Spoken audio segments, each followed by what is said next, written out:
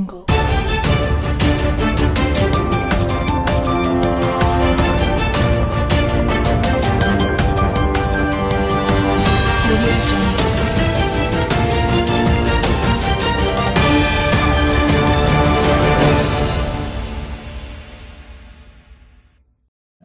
రకంగా మచిలీపట్నానికి సంబంధించి మన మంత్రి గారు రవీంద్ర గారు కూడా ఒక మంచి సజెషన్ చేశారు.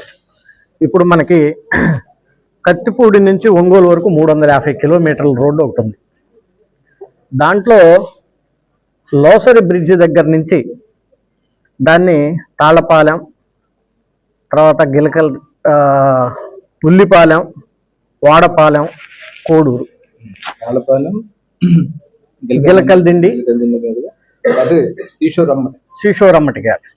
సో ఆ రోడ్డును కానీ దీన్ని కూడా మనం కనెక్టివిటీ కానీ చేసినట్లయితే, అంటే ఇప్పుడు ఉన్నటువంటి రోడ్డుని కోస్టల్లో కొంచెం డైవర్షన్ చేసి కానీ చేసినట్లయితే అది బాగా ఉపయోగపడుద్ది. అవనగడ్డ కాన్స్టిట్యున్సీకి, పెడన కాన్స్టిట్యున్సీకి, మచిలీపట్నం అసెంబ్లీ కాన్స్టిట్యున్సీకి కూడా బాగా ఉపయోగపడిద్దని సజెస్ట్ చేశారు మంత్రి గారు.